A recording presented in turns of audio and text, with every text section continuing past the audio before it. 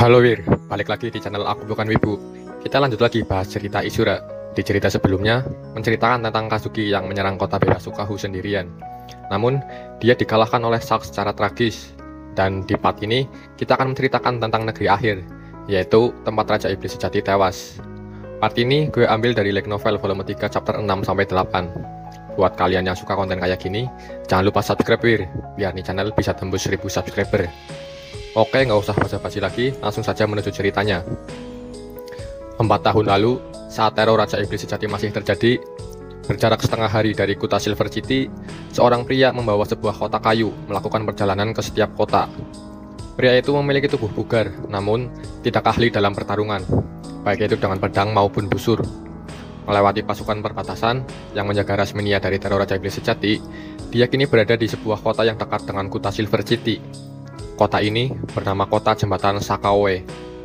Di sepanjang jalan kota tersebut, para warga mengalami teror ketakutan yang membuat mereka semua menjadi gila.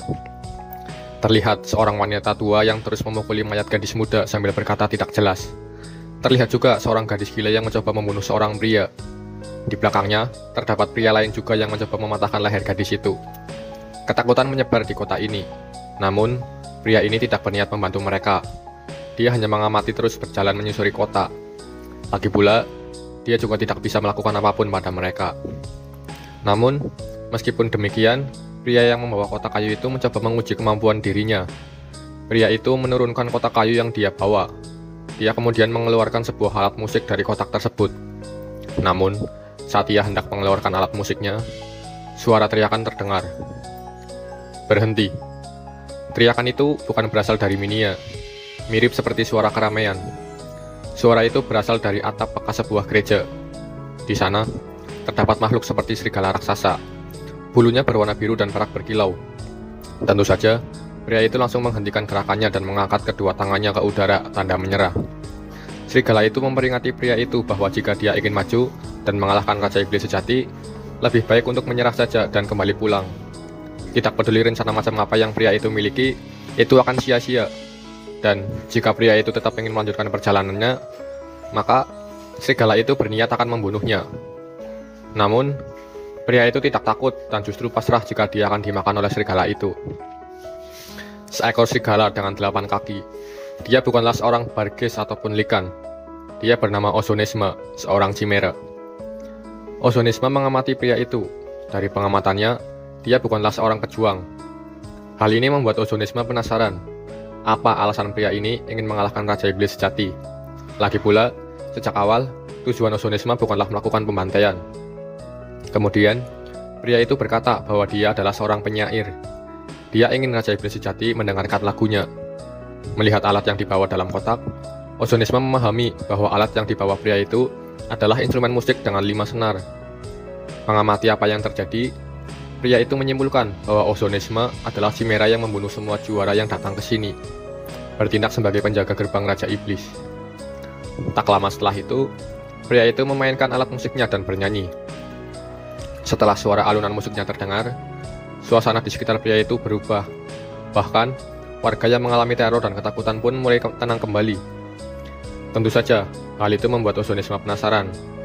Ozonesma bertanya apakah musik itu dapat mengalahkan Raja Iblis. Namun, tujuan pria itu berbeda. Bukan untuk mengalahkan Raja Iblis Sejati, dia ingin menyentuh hati dari Raja Iblis Sejati. Tentu saja, mendengar hal itu membuat Ozonesma terkejut. Tidak pernah terpikirkan di kepalanya akan ada orang yang menggunakan cara tak lazim seperti itu untuk mengalahkan Raja Iblis Sejati. Pria itu tidak menganggap bahwa Ozonesma adalah salah satu pasukan Raja Iblis. Itu karena semua orang tahu bahwa tak ada satu orang pun yang mendampingi Raja Iblis Sejati. Tak ada seorang pun yang bisa menjadi sekutunya, karena Raja Iblis Sejati adalah musuh semua makhluk. Oleh karena itu, pria itu mengajak Ozonesma untuk menjadi seorang pahlawan. Namun, Ozonesma menolak dan merasa hal itu mustahil bagi dirinya. Dia tidak mau merasakan keputusasaan seperti orang lain. Dengan kata lain, dia tidak memiliki keberanian tersebut. Setelah selesai menguji kemampuannya pada warga di sana, pria itu berniat pergi untuk melanjutkan perjalanannya. Melihat hal itu, Ozonesma turun dari atap dan mengikuti pria itu. Dia tidak bisa membiarkan pria itu berada dalam bahaya tanpa seorang pun menjaga dan hanya dia menonton. Itu adalah ambisi yang tidak masuk akal yang bahkan sulit dipercaya oleh pria itu sendiri. Itu terjadi 2 tahun sebelum penaklukan Raja Iblis. Ada seorang pria bernama Oluk si jarum kompas melayang. Seorang penyair keliling yang hanya menyanyikan lagu-lagunya dan monster pembunuh juara yang tidak dikenal. Kembali ke masa kini, dahulu kala ada sebuah kota bernama Kuta Silver City. Itu merupakan kota metropolitan yang ramai dengan kemajuan pembangunan tiap tahun. Namun, di masa kini, kota itu telah berganti nama. Kota yang dulunya ramai itu, kini hanya menjadi reruntuhan dan bangunan yang sepi akan penduduk. Kota itu dikenal dengan sebutan Negeri Akhir. Di sebuah reruntuhan benteng di perbatasan Negeri Akhir, terdapat seorang dwarf pemanah yang sedang berdiskusi dengan salah satu ras yang dianggap hampir punah, yaitu seorang goblin. Dwarf itu bernama Rikue, dan goblin di depannya bernama Shigitasogi si nomor 1000. Mereka membicarakan permintaan dari Lana Farmaland untuk membasmi salah satu makhluk hidup di Negeri Akhir. Dikenal dengan sebutan bajingan Raja Iblis, makhluk itu jarang menyerang pemukiman. Namun, segala upaya ekspedisi dan survei ke Negeri Akhir, baik itu dari kerajaan baru Lydia maupun Auretea, semuanya digagalkan oleh makhluk ini. Upaya pembasmian bajingan Raja Iblis juga telah dilakukan, namun semuanya telah mengalami kegagalan. Dengan Rikue sebagai penyerang dan Shigitasogi sebagai penyedia logistik, mereka berkemah di bekas benteng tersebut dan mendiskusikan rencana mereka. Di luar perkiraan, rupanya penyerangan terhadap bajingan Raja Iblis bukan hanya dilakukan oleh Rikue, namun terdapat satu orang lagi yang ikut ekspedisi mereka. Seorang lelaki tua dengan jubah yang menutupi kepala. Dia dikenal telah menemukan seni kata yang berbeda dari 4 prinsip dasar seni kata. Seseorang yang mampu menggunakan seni kata tahap 5. Dia adalah Krafnir, si penetas kebenaran. Keesokan harinya, mereka melanjutkan perjalanan dan sampai di Negeri Akhir, membawa panah logam dan juga obat-obatan. Peran pertama Shigitasogi sudah berakhir. Segala macam keperluan logistik untuk ekspedisi jangka panjang telah siap. Masih menjadi misteri siapa bajingan Raja Iblis ini. Ada kemungkinan dia adalah anak dari Raja Iblis sejati. Bisa juga dia adalah pasukan dari Raja Iblis sejati. Namun, tidak menutup kemungkinan juga bahwa dia adalah konstruksi dari Raja Iblis yang memproklamirkan diri.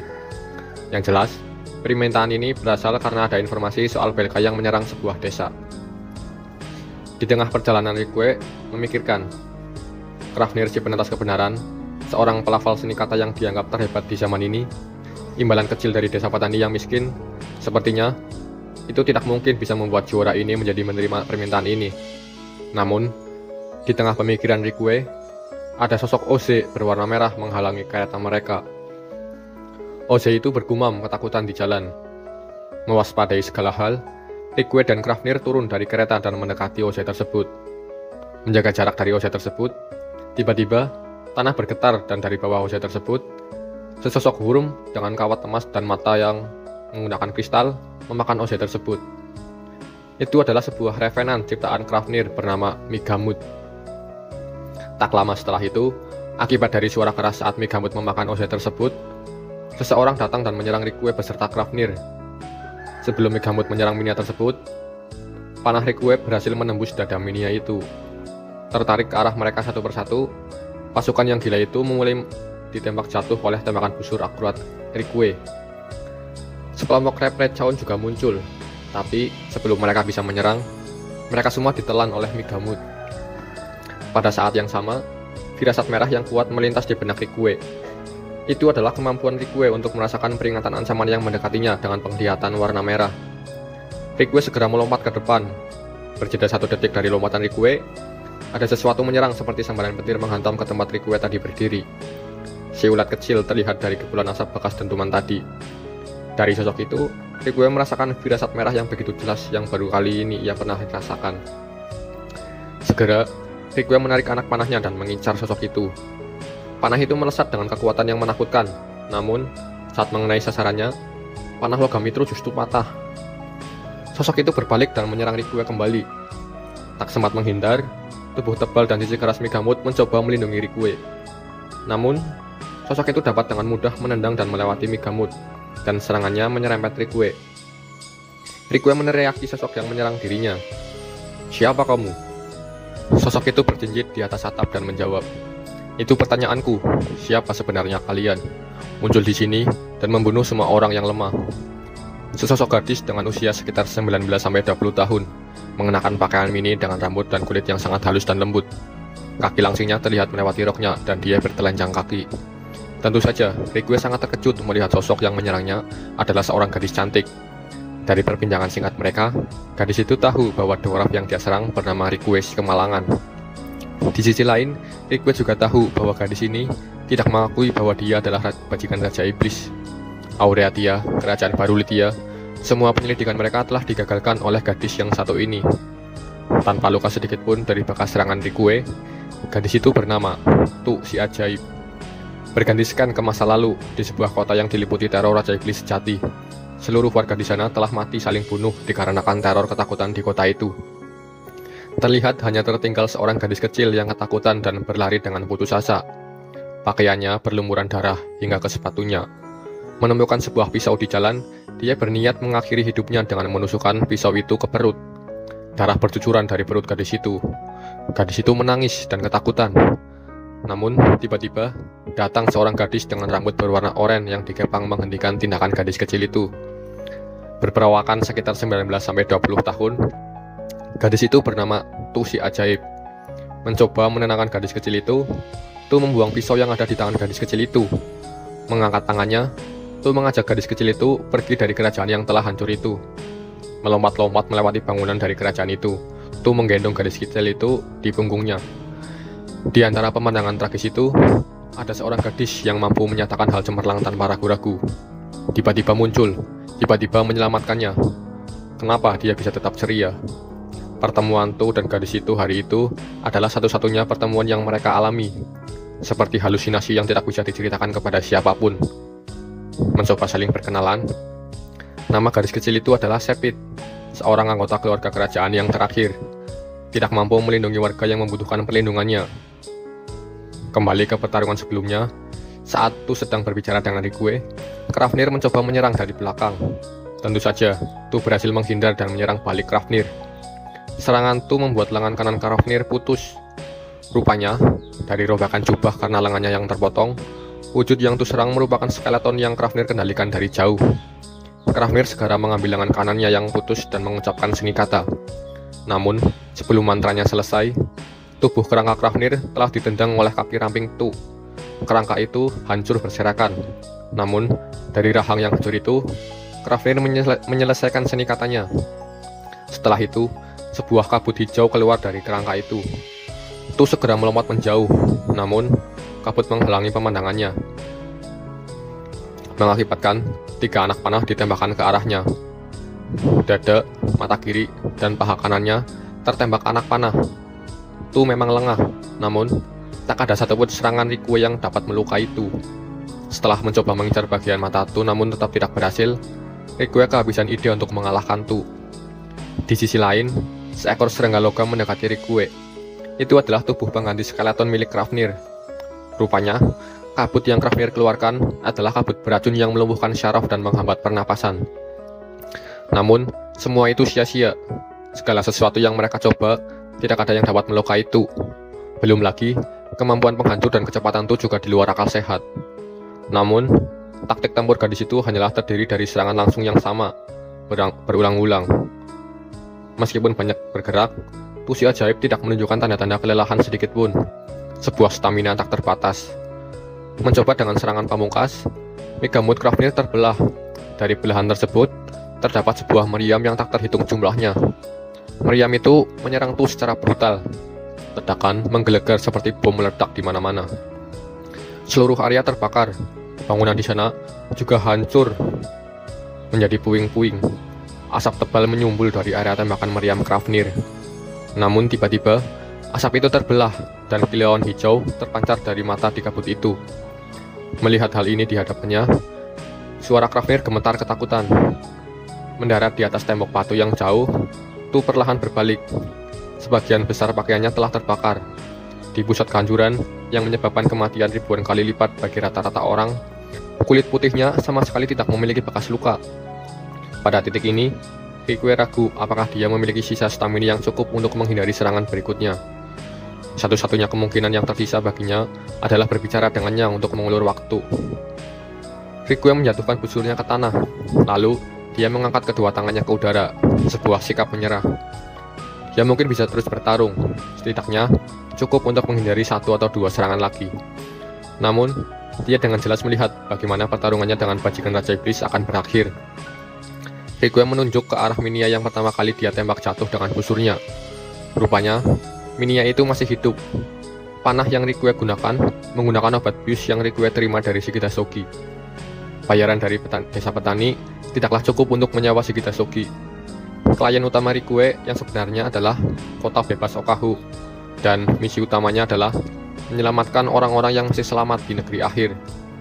Ekspresi itu langsung bersinar. Tingkah lakunya juga tampak seperti gadis lain seusianya. Untuk memastikan semua orang selamat dari konstruksi milik Krafnir, Rikue berpura-pura bersaing dengan Krafnir dan mencoba memastikan bahwa tidak ada yang meninggal. Di sisi lain, Krafnir juga sama. Untuk memastikan semua orang selamat dari serangan Rikue, Krafnir berpura-pura bersaing dengan Rikue dan mencoba menyelamatkan makhluk lain dengan menyimpannya di dalam tubuh Megamut. Mendengar hal ini, Mata Tu sangat bersinar dan ekspresinya menjadi ceria.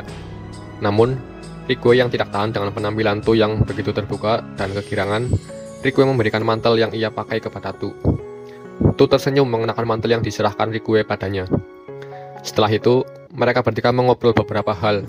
Dari obrolan mereka, diketahui bahwa Tu sebenarnya ingin pergi ke Aureatia. Menanggapi hal itu, Krafnir sebenarnya memiliki slot untuk ikut dalam Royal Turnamen di Aureatia. Mereka mulai berjalan, dan tidak lama kemudian, kereta Shigita Shogi mulai terlihat.